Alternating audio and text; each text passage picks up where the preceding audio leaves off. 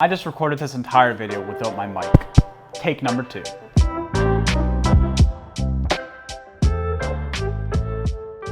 What is going on, everybody? My name is Brendon and welcome back through the ones and zeros to my YouTube channel. On this channel, we talk all things running shoes, running training, marathon training, cycling training, triathlon training, all things endurance sports. So if that's something you're interested in, consider hitting that subscribe button. And if you wouldn't mind, I'd love it if you could drop a like on this video. Helps out the channel a lot. Those algorithms are pesky beasts.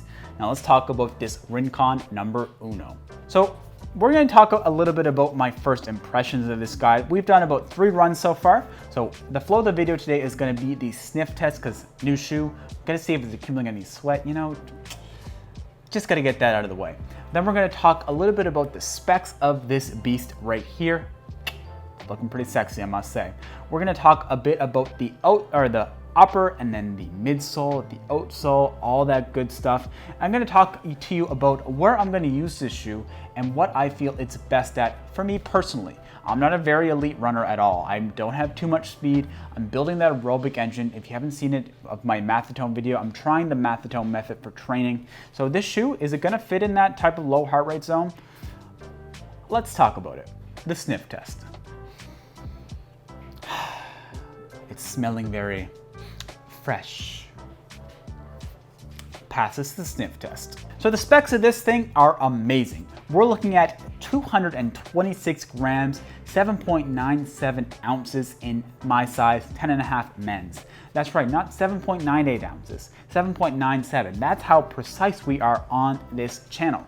It's amazing what we can do with $5 scales.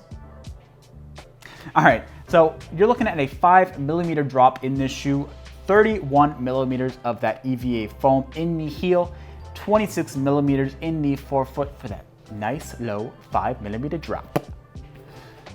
That's pretty much the specs for this guy. So let's move on to what I think about this beautiful upper. Now this upper, it's so breathable. It's like I don't have anything on my foot when I'm running in it. It's that breathable, but it's thoughtfully designed.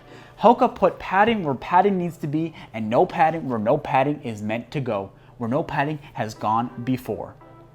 Star Trek's type of stuff. Now, you can see here, you can pretty much see through the shoe here. Now, you're going to get that all the way until about the midfoot, and then this is where the beauty comes in. At the midfoot, you're going to need a little bit more padding around that heel, the ankle, so they start adding a bit more thickness into here. And where I get a lot of trouble is my Achilles. They have a nice, soft material in here, and it's very plush. It's very, very nice and soft on that Achilles. But you want a little bit of stability, for me anyway, in that heel counter. So they have like a nice little stability thing right here, I guess, just to add that little bit of extra caressing, an extra sense of nurturing for that heel, some might say. So this upper, I absolutely love it, but there's one thing I really don't like about it and one thing I'm in love with.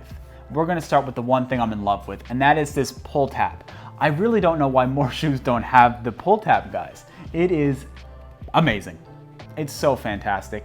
It's nice and big. You can fit three fingers comfortably in there. Getting it on is a dream. It's so nice. But there's one major drawback for me for this upper, and that is the tongue. This tongue, I just don't know what they're doing. If I had to give them one suggestion on what to do with the Rincon number 3, because it's not on the Rincon number 2 either, is to make this tongue gusseted. Yes, maybe it will add a little bit of extra weight, but that's fine for me. I don't really care if it's gonna add 10 grams. Having a gusseted tongue, I'm spoiled now.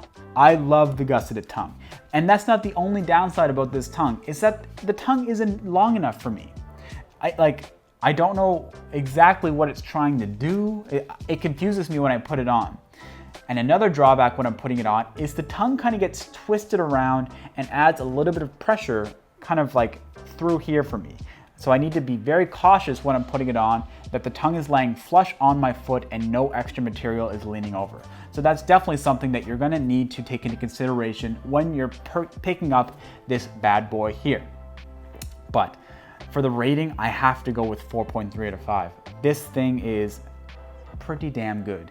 If it wasn't for the tongue, it would be a 5, but that, like I said, is a pretty major drawback, so we're docking 0.7. I'm sorry. I'm sorry, man, I just can't give you a 5. Maybe your grandson will have the gusseted tongue, but your son didn't, so I'm sorry. Both of you are gonna have to go for 4.3 out of 5 for that upper. Your son may even have to go a little bit down from that, because I heard he's a little bit more plush. I'm sorry. That's okay. I understand. Thanks, man. So moving on to the midsole here. This midsole is made out of EVA foam. It's my first experience with the EVA foam too, and I must say, it is fantastic. You would think that this shoe weighs as much as a brick, but it doesn't. This EVA foam is so light and responsive, but yet it dashes in a little bit of plushness and softness when you're putting in the power to your strike. I was mind blown when I first took my first few strides in this, honestly, and it's also my first experience with any Hoka. So the Meta Rocker technology is very prevalent for me in this shoe. Now, others have said that it's not as prevalent as, say, the Clifton or the Bondi, but for me, I could definitely notice it, and I am a fan. I love it. The midsole is stylish. You can see here the beautiful designs, the cuts. It's a work of art more so than anything else, I must say. If I was an art snob, I would say that this is trying to say that it's fast, yet caring. That's my rundown for this midsole, but there is a drawback. I'm sorry, but I have to mention this. So I've only done a few runs. I think I've done maybe 10 miles in this shoe, and it's already starting to crease. I'll throw in some shots here. It's pretty wild. I don't understand exactly why, but I have heard that the durability is a concern for this shoe, and that's absolutely true. For me, that is going to be a concern as well, is the durability of the midsole and even the upper, really. The upper is starting to fray a little bit on near the loops here.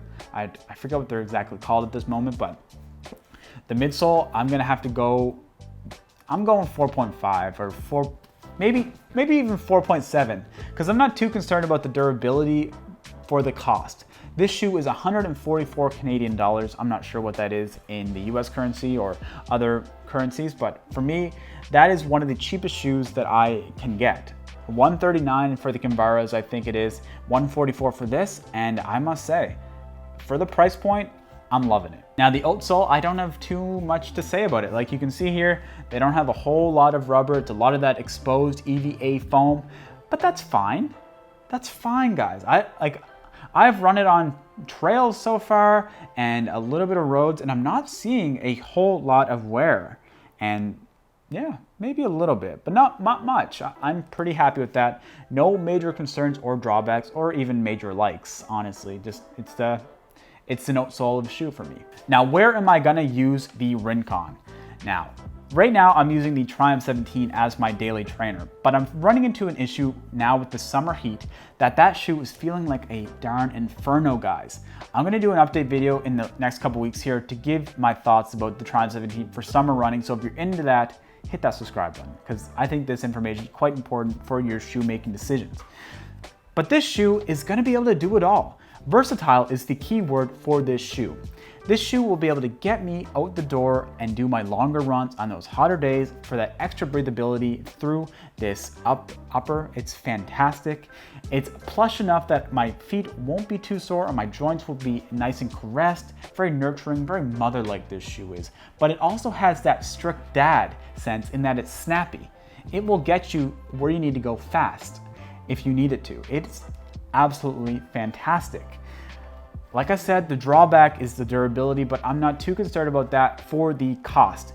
And I will definitely be picking up another one of these as long as the testing over the next few months goes okay. Because like I said, we're only about 10 miles into this shoe.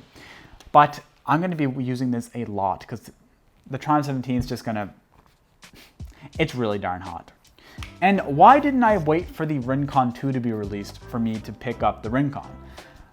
Well, to be honest, I've been reading that there's not much difference between the Rincon 1 and Rincon 2, and the differences that they did make to the Rincon 2 are ones that I was kind of iffy about.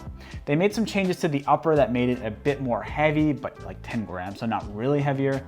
And I wanted a very breathable shoe that I can wear for summer days and just faster days. So I decided, why not pick it up? It's not on sale. I have found that Hoka shoes don't go on sale too often. which is not very nice. I wish I could get myself a cheap pair of Bondis or Cliftons to try out, because now that I'm into the Hoka ecosystem, I'm hooked. All right, guys, thank you so much for watching this video. I hope that it helped you make your decision for the Rincons. Have you tried them? Let me know in the comment section down below what your experiences are with the Rincons or Hoka shoes in general. Have a fantastic day. I am gonna go pick up some running clothes because I found some lovely Solomon running shorts and running singlets on sale today. I'm pumped. All right, talk to you later.